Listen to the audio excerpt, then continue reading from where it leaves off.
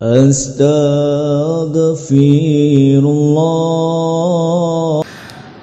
Bismillahirrahmanirrahim. Assalamualaikum warahmatullahi wabarakatuh. Alhamdulillah. Alhamdulillahilladzi hadana lihada wa ma kunna linahtadiya laula an hadanallah. Asyhadu an la ilaha illallah wahdahu rabbi la syarika lah wa asyhadu anna Muhammadan abduhu wa rasuluhu alladzi la nabiyya ba'dah, amma ba'du. Alhamdulillah, di pagi menjelang siang ini kita masih diberikan nikmat kesehatan sehingga bisa duduk di Masjid Nidaul Ilmi, duduk di taman-taman sorga, majelis-majelis zikir dan majelis-majelis ilmu. Nabi SAW mengatakan, majtama'a qaumun fi baiti min buyutillah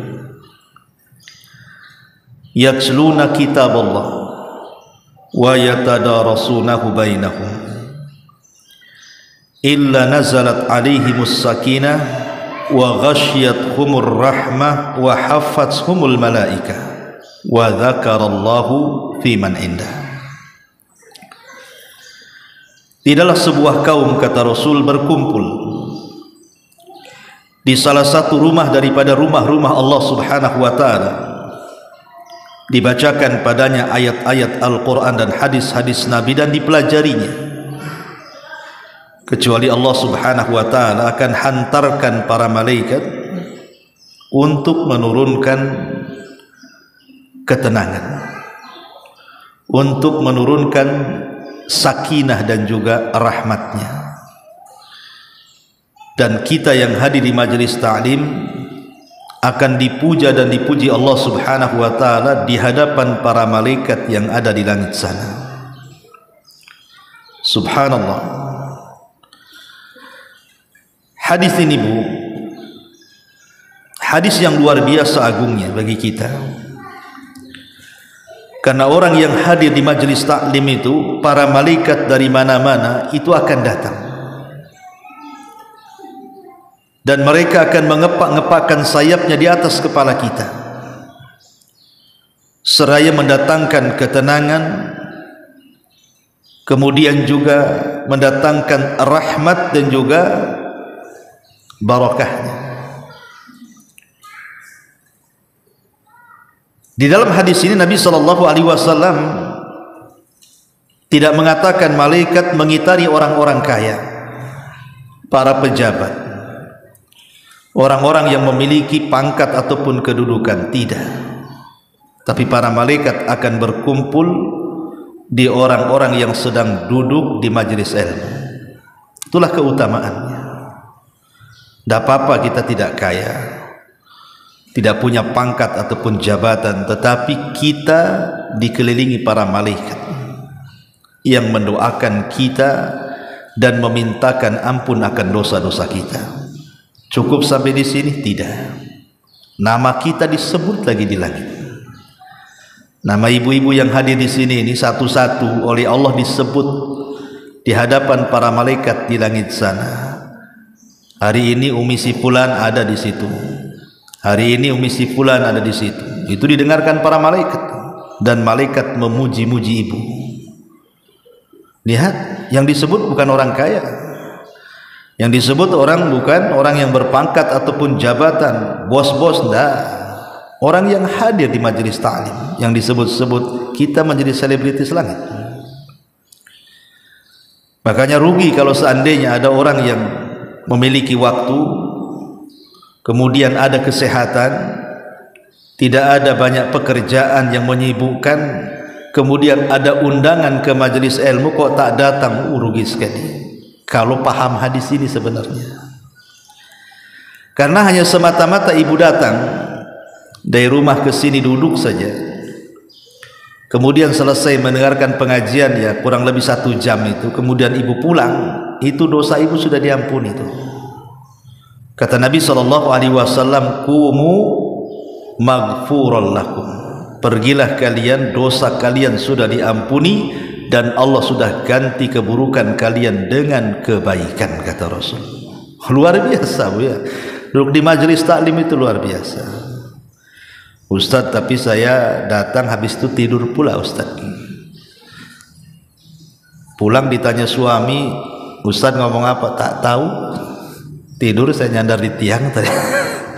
Nggak apa-apa, tetap ibu dapat pahala melangkahkan kaki ke masjid. Tapi kalau tidak tidur dan dapat ilmu Bu, ibu dapat 2 pahala namanya. Pertama, pahala melangkah dari rumah ke majelis taklim. Kedua, pahala ilmu ibu dapat ilmu. Ma'asyiral muslimat yang dimuliakan Allah Azza wa Jalla, baik, kita akan bahas kesempatan pagi ini atau pagi menjelang siang ini satu hadis Nabi SAW. Hadis ini pendek, tapi syarat dengan makna, karena hadis ini adalah hadis yang bisa memperbaiki hati yang rusak. Jadi kalau hati kita rusak, banyak penyakit, maka simaklah hadis ini baik-baik. Ini hadis yang luar biasa, walaupun pendek tapi luar biasa untuk membenahi hati-hati yang rusak. Hadis ini dikeluarkan oleh Imam Muslim pada nomor urut hadis ke-678 atau 6708. Hadis ini dari sahabat Abi Hurairah radhiyallahu an.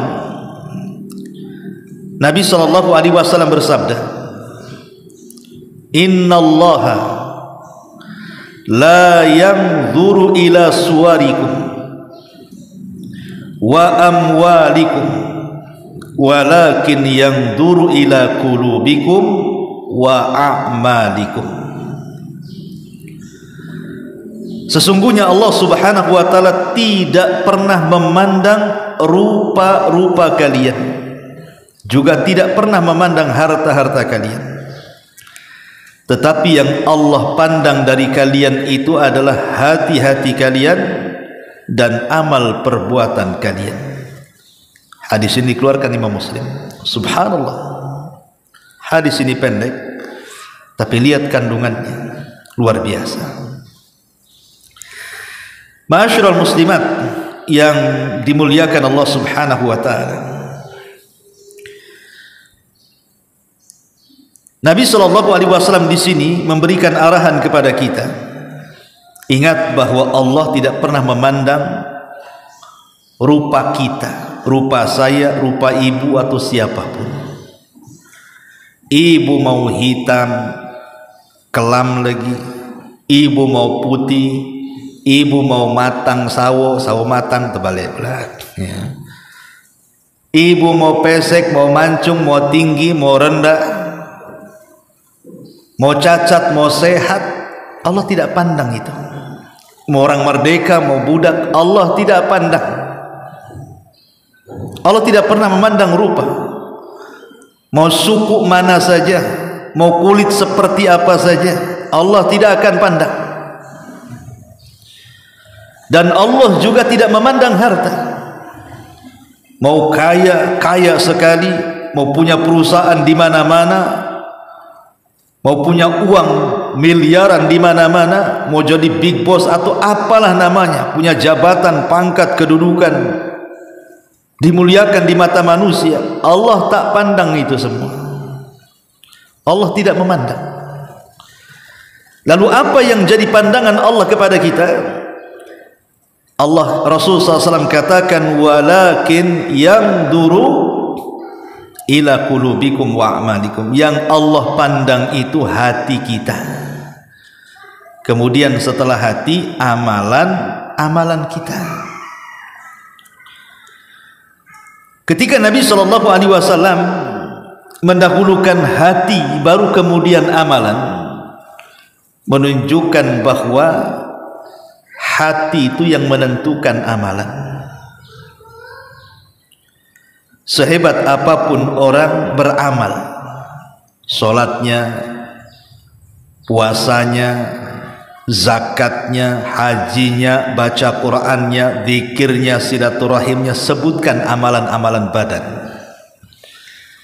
Serajin apapun orang itu belum bisa mendapatkan predikat takwa. Sehebat apapun orang beramal dengan amalan badan itu tidak bisa mengangkat kepada predikat takwa. Tetapi yang menentukan takwa dan tidaknya orang beramal itu adalah hatinya. Itulah yang kemudian Nabi SAW mengatakan at-taqwa hahuna, takwa itu di sini, kemudian diisyaratkan ke hatinya. Karena percuma orang rajin sholat tetapi hatinya tidak untuk Allah Subhanahu wa ta'ala. Sholatnya untuk manusia, sholatnya untuk kepentingan dunia, dan ibadah yang lainnya juga sama. Makanya di sini kenapa yang diperhatikan pertama sebelum amalan itu hati dulu, tata dulu keikhlasan kita, tata dulu ketakwaan kita kepada Allah Azza wa Jal, baru setelah itu kita beranjak kepada amalan, supaya amalnya itu selaras dengan hatinya. Hadis ini sebenarnya semakna dengan firman Allah Subhanahu wa ta'ala dalam surah Al-Hujurat ayat 13, di mana Allah Subhanahu wa ta'ala mengatakan, ya ayyuhan nas inna khalaqnakum min dzakarin wa untha wa ja'alnakum syu'uban wa qabaila lita'arafu inna akramakum indallahi atqakum. Wahai manusia, kami ciptakan kalian itu ada laki-laki, ada perempuan, dan kami jadikan kalian bersuku-suku, berkabilah-kabilah, supaya kalian saling mengenal. Kemudian di ujung ayat Allah mengatakan, sesungguhnya orang yang paling mulia di sisi Allah, siapa mereka? Orang kaya? Bukan. Para pejabat? Bukan. Para pemimpin? Bukan juga. Siapa orang yang paling mulia di sisi Allah? Allah katakan atqakum, orang yang paling bertakwa di antara kalian. Jadi tidak perlu kecil hati. Enggak masalah pamannya Allah tidak memberikan kekayaan yang banyak kepada kita, pangkat dan jabatan, tak ada masalah. Bagi seorang muslim tak ada masalah. Yang penting Allah Subhanahu wa ta'ala menganggap kita ini hamba-hambanya yang bertakwa. Masyaallah muslimat yang dimuliakan Allah Subhanahu wa ta'ala, dari hadis ini kita tahu bahwa Allah tidak pernah memandang fisik, Allah tidak pernah memandang harta, tapi yang Allah Subhanahu wa ta'ala pandang adalah hati seseorang. Maka jangan pernah memuliakan orang karena dunia, jangan pula menghinakan manusia karena tidak ada dunia. Ini penting. Ibu jangan memuliakan orang itu karena dunianya. Oh, karena dia kaya kita hormati, karena dia pejabat kita hormati lebih lagi. Ketika kemudian orang itu tidak punya kekayaan, langsung kita hinakan dia, karena dia di bawah kita, rendah orangnya. Tidak boleh. Tidak boleh sombong dan tidak boleh merendahkan. Di mata Allah semua sama. Anda mau kaya, Anda mau pejabat, Anda mau orang susah, Anda mau orang miskin, semua sama di hadapan Allah Subhanahu wa ta'ala. Di zaman Nabi, Bu, ketika Nabi SAW berhasil membebaskan kota Mekah, betul-betul Mekah itu tunduk kepada Nabi dan para sahabat. Kepung tuh Mekah tuh. Sampai Allah Subhanahu wa ta'ala firmankan dalam Al-Quran, idza ja'akum nasrullahi wal fath, apabila datang kemenangan Allah dan pembukaan kota Mekah. Jadi semua orang-orang musyrik itu dikumpulkan, Bu. Kemudian Nabi memandang satu persatu orang-orang yang pernah menyakitinya. Tapi Nabi itu Nabiur Rahmah. Dia tidak menanamkan sifat dendam, tetapi dia berusaha untuk menebarkan kasih sayang. Apa kata Rasul? Idhabu fa antumut tulaqah. Pergi kalian semua, kalian sudah kubebaskan. Ada momen yang menarik ketika manusia berkumpul di sekitar Ka'bah. Ketika itu Nabi SAW hendak sholat di dalam Ka'bah. Maka dia berteriak-teriak di hadapan manusia, Aina Bilal? Di mana Bilal? Mana Bilal? Bilal bin Rabah. Bayangkan dari sekian banyak para sahabat yang dipanggil pula Bilal. Datanglah Bilal dari kejauhan dan mengatakan, Labbaika ya Rasulullah. Aku datang memenuhi panggilan wahai Rasul. Kata Nabi SAW, ya Bilal, naiklah kau ke atas Ka'bah. Ka'bah ini tinggi, Bilal ini pendek. Cemana naik ke atas Ka'bah? Kemudian Nabi SAW menyuruh Abu Bakar dan Umar untuk menjadi tangganya. Bayangkan badan Abu Bakar dan badan Umar menjadi tangga pijakan Bilal supaya bisa naik di atas Ka'bah. Ketika kemudian Bilal mulai menginjak anggota badan Abu Bakar dan juga Umar supaya bisa naik ke atas Ka'bah untuk mengumandangkan azan pertama kali di Mekah. Tentu manusia menyaksikan di sini bagaimana seorang hamba sahaya Bilal yang tidak punya harta, kedudukan, pangkat, jabatan, kepemimpinan, dan dia seorang budak Habasyah, orangnya juga hitam, kelam. Tapi Allah tidak pernah memandang rupa, Allah tidak pernah memandang harta. Yang Allah pandang hati dan amalan. Manusia memandang sampai ada yang mencemooh Bilal bin Rabah. Maka mulailah Bilal kemudian di atas Ka'bah, semua di bawahnya, termasuk Nabi ada di bawah, dia di atas. Maka Bilal mulai mengumandangkan azan, dan itu azan pertama. Kenapa Nabi SAW melakukan hal yang seperti itu di hadapan masyarakat Mekah ketika pengepungan Mekah itu? Nabi ingin menunjukkan kepada penduduk Mekah dengan memerintahkan Bilal untuk naik ke atas Ka'bah lewat pundak Abu Bakar dan Umar sampai di atas Ka'bah, dan dia teratas semuanya di bawah. Rasul ingin katakan Islam itu seperti ini. Islam itu seperti ini, bahwa kemuliaan itu bukan karena dunia, kemuliaan itu bukan karena pangkat ataupun jabatan. Sebagaimana hina itu karena tidak ada dunia, bukan berarti hina itu karena tidak punya pangkat, jabatan atau orang rendahan. Islam tidak pernah memandang itu. Walaupun Bilal budak Habasyah berkulit hitam, tapi karena hatinya penuh dengan ketakwaan, maka dia jauh lebih mulia dibandingkan Abu Jahal yang kaya raya, dibandingkan Umayyah bin Khalaf, dibandingkan Abu Lahab dan orang-orang besar lainnya. Kenapa Bilal bisa lebih mulia di antara mereka? Karena itu yang dipandang Allah. Allah hanya memandang hati, dan Allah hanya memandang amalan kita. Satu hari disebutkan dalam sebuah hadis yang dikeluarkan Imam Bukhari, seorang laki-laki lewat di hadapan Rasul.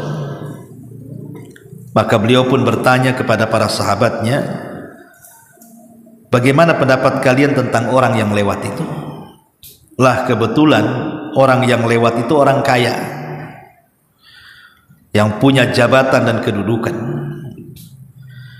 Maka sahabat langsung mengatakan, hariyun in khataba an yunka, wa in syafa'a an yushfa, wa in qala an yustama. Kata para sahabat Rasul, orang itu bukan orang biasa yang lewat itu. Dia kalau meminang seorang wanita, layak untuk diterima pinangannya.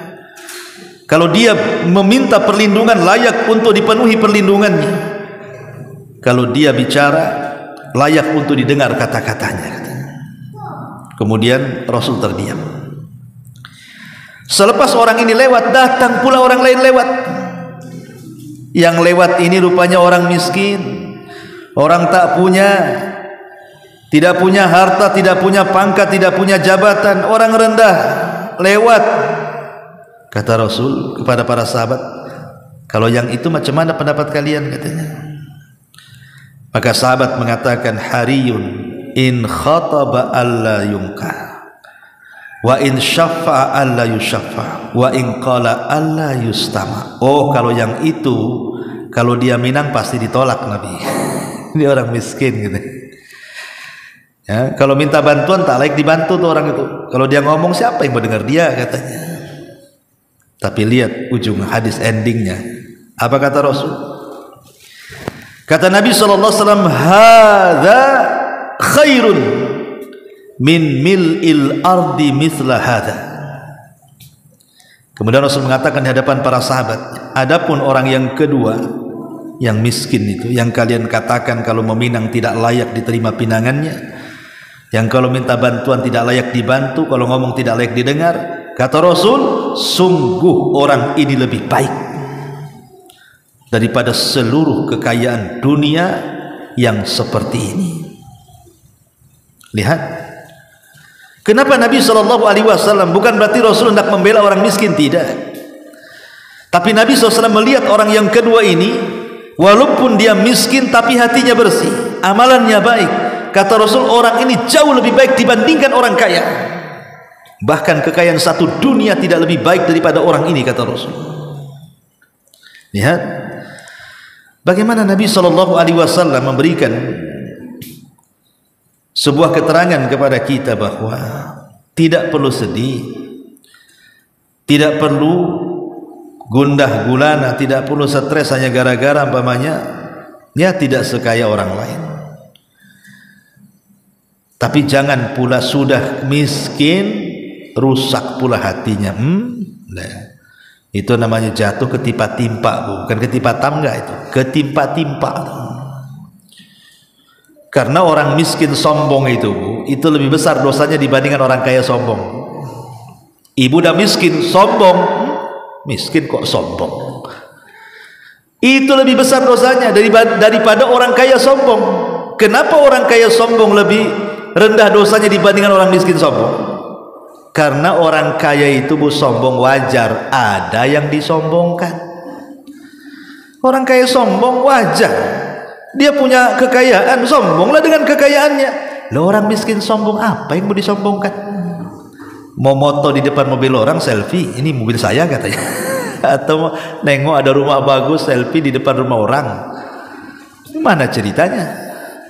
Ya, walaupun Allah tidak memberikan kekayaan seperti orang-orang kaya itu, tidak apa-apa, yang penting ibu kaya hati.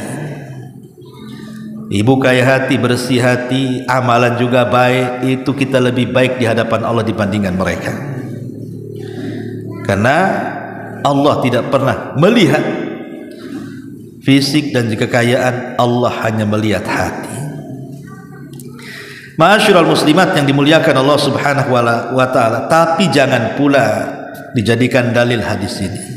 Kan Nabi mengatakan Allah tidak memandang fisik, Allah tidak memandang harta, yang Allah pandang hati. Berarti kan yang penting hatinya baik, Ustaz. Akhirnya dijadikan dalil orang-orang yang dinasehati untuk melakukan syariat tidak mau melaksanakan, kemudian berdalil dengan apa? Yang penting kan hatinya, Ustaz. Kan Rasul yang mengatakan Allah yang memandang hatinya. Kenapa ukti tak pakai jilbab? Kan bagus pakai jilbab, tutup aurat. Ustaz, yang penting hatinya.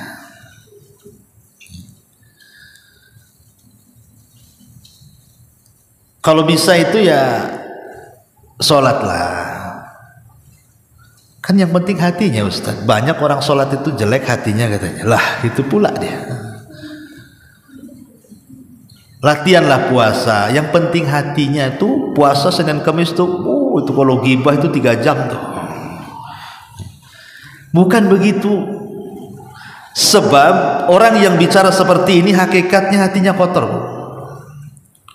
Kenapa? Satu, orang yang mengucapkan yang penting hatinya itu seolah-olah hati dia itu bersih, hati orang itu tak bersih.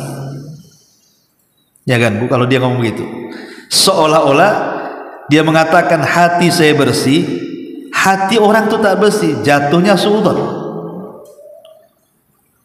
Karena kalau kita katakan itu, tengok tuh ahwat-ahwat tuh kan bagus, udah pakai pakaian syar'i, cobalah kamu juga sama. Ah, belum tentu hati dia baik katanya. Pakaian casingnya aja itu yang baik, hatinya tak baik tuh katanya. Kok tahu?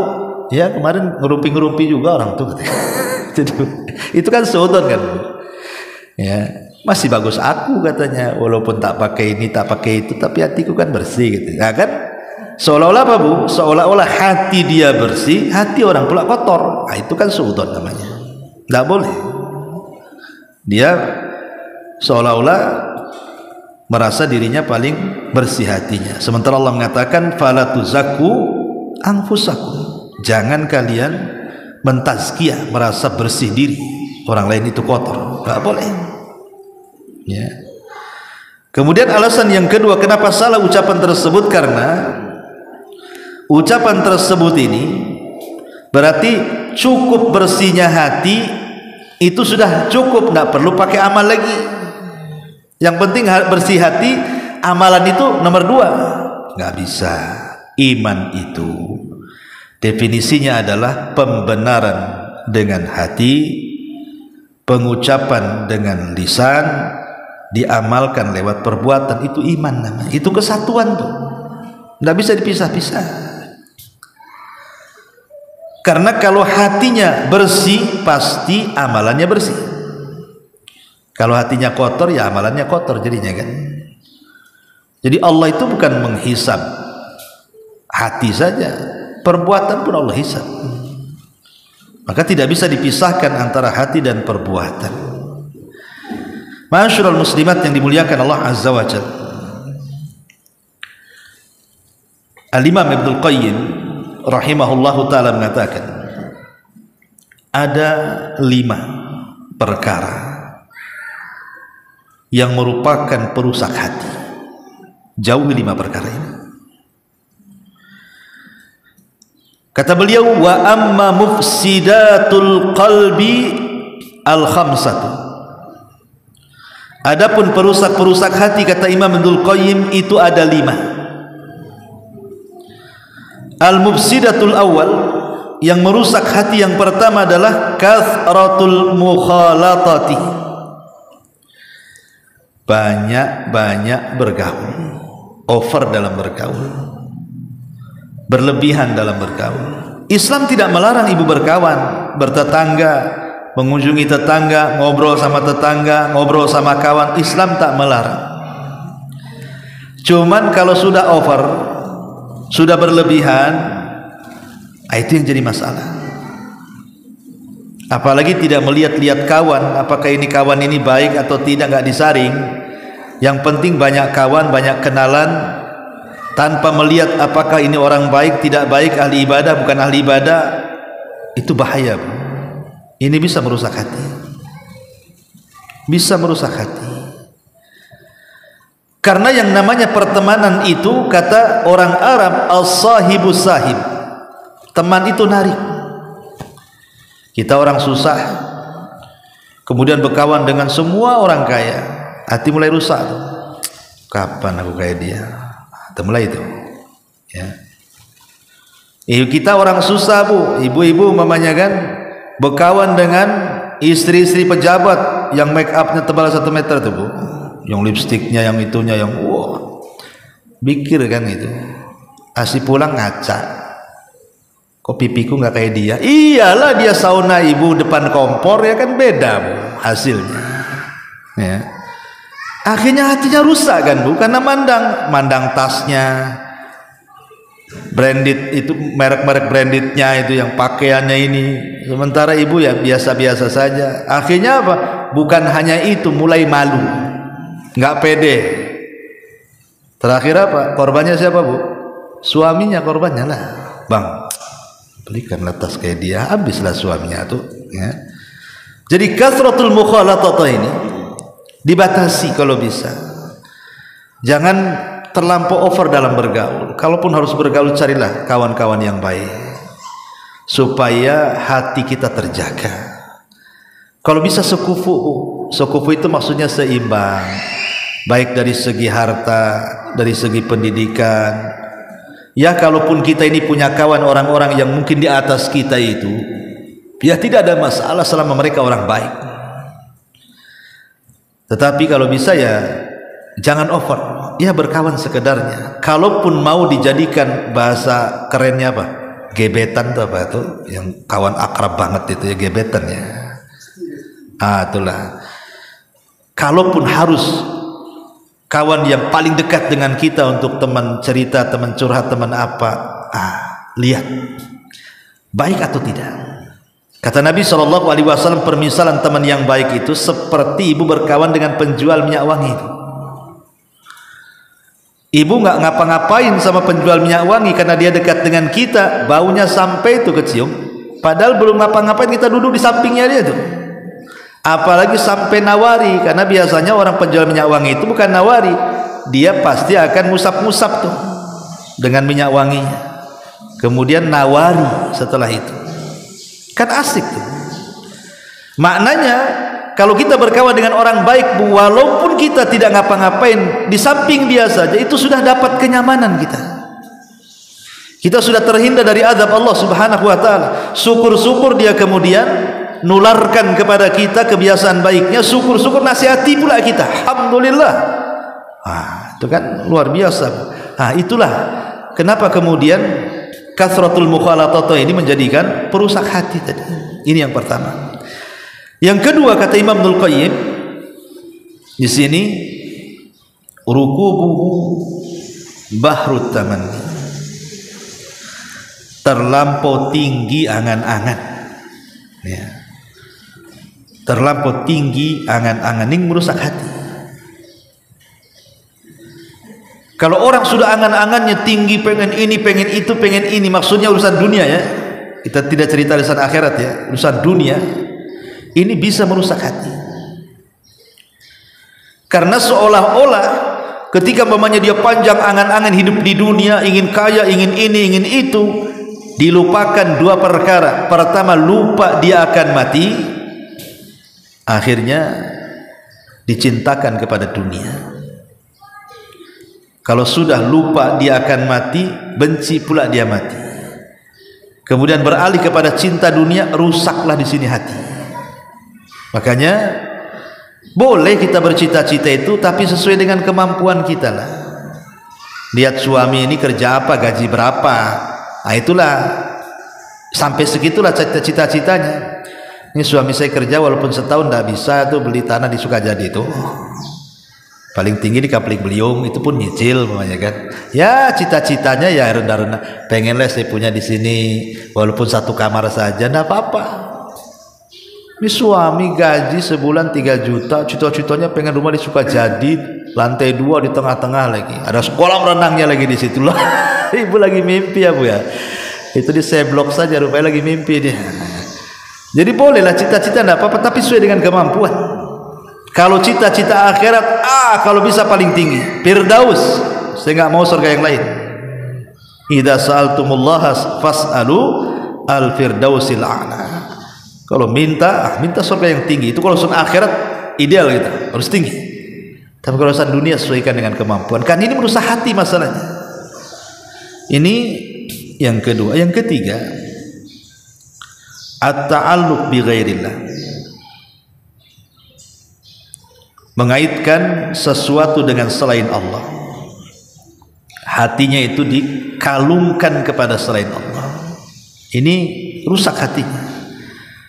Seperti orang yang datang ke dukun, orang yang datang ke menyimpan tangkal-tangkal, jimat-jimat, keleni-keleni, percaya kepada tatoyur dan begitu seterusnya.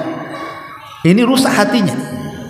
Hilang tawakalnya kepada Allah, hilang takutnya kepada Allah, hilang harapnya kepada Allah, hilang cintanya kepada Allah karena diberikan kepada selain Allah. datang ke kuburan, minta-minta di kuburan. Ini bahaya, merusak hati. Ma'asyiral muslimat yang dimuliakan Allah Subhanahu wa taala. Kemudian yang keempat, at-ta'am. Oper dalam makanan. Tidak memilah-milah apakah makanan ini halal atau tidak. Apakah makanan ini dibeli dari hasil yang dibolehkan atau yang diharamkan. Enggak berpikir, yang penting makan. Apalagi sekarang kan di Batam ini kuliner sudah mulai menjamur kan Bu, di mana-mana sudah banyak kuliner itu. Dari ujung Nongsa sampai ujung Sekupang tuh Bu. Ujung ke ujung tuh kuliner itu di mana-mana. Hati-hati Bu. Apalagi sekarang kan sifatnya COD kan Bu. Ibu kalau lapar, malas masak, COD aja lah. Ibu tahu nggak itu yang di di GoFood itu kan? Kan nama-nama warung makan tuh banyak tuh Bu. Di situ gambarnya memukau kan, walaupun kadang-kadang lain yang dipesan, lain yang datang kan ya. Tapi Ibu berpikir nggak tentang halal haramnya di situ?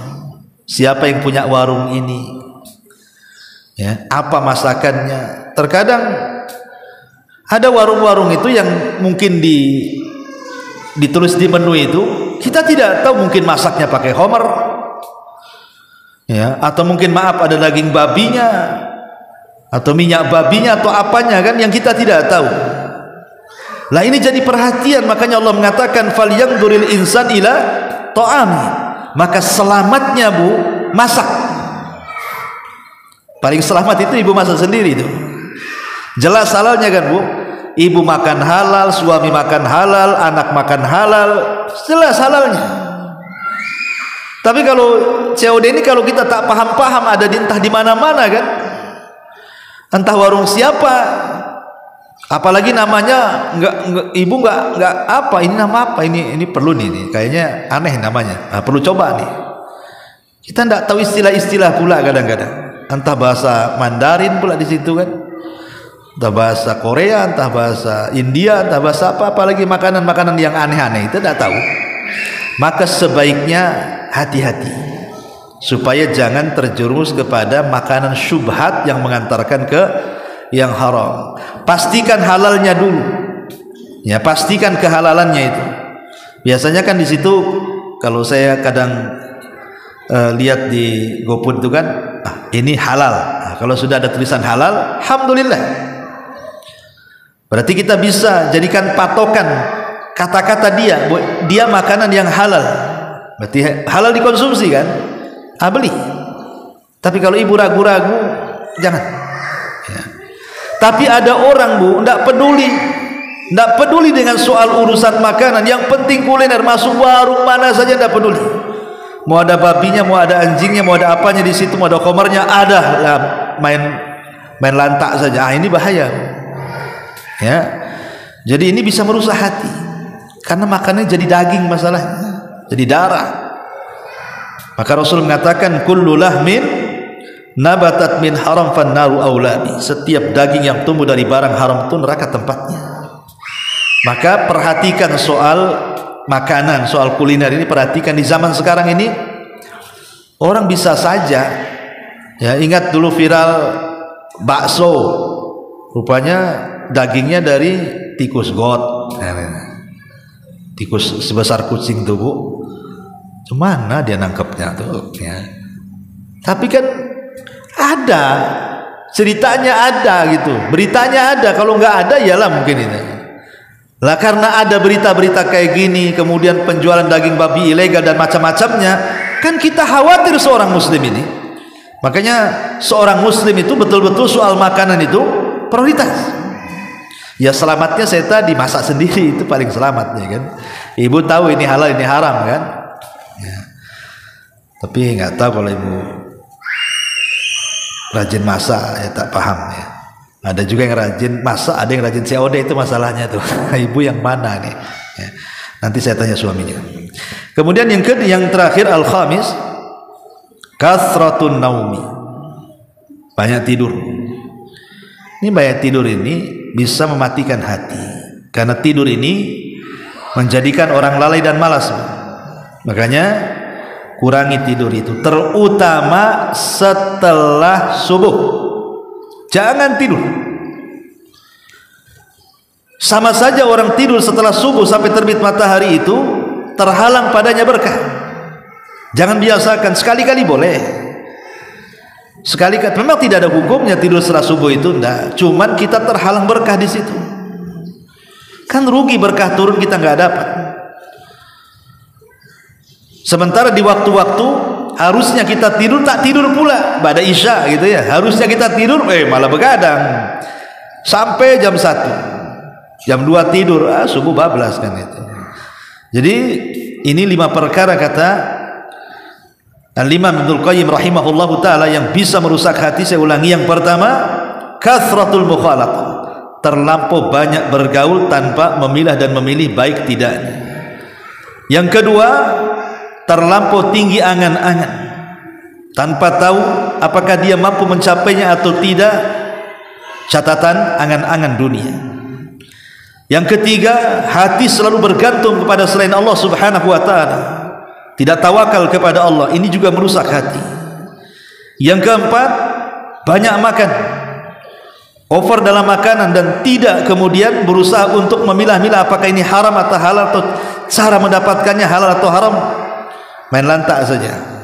Kemudian banyak tidur.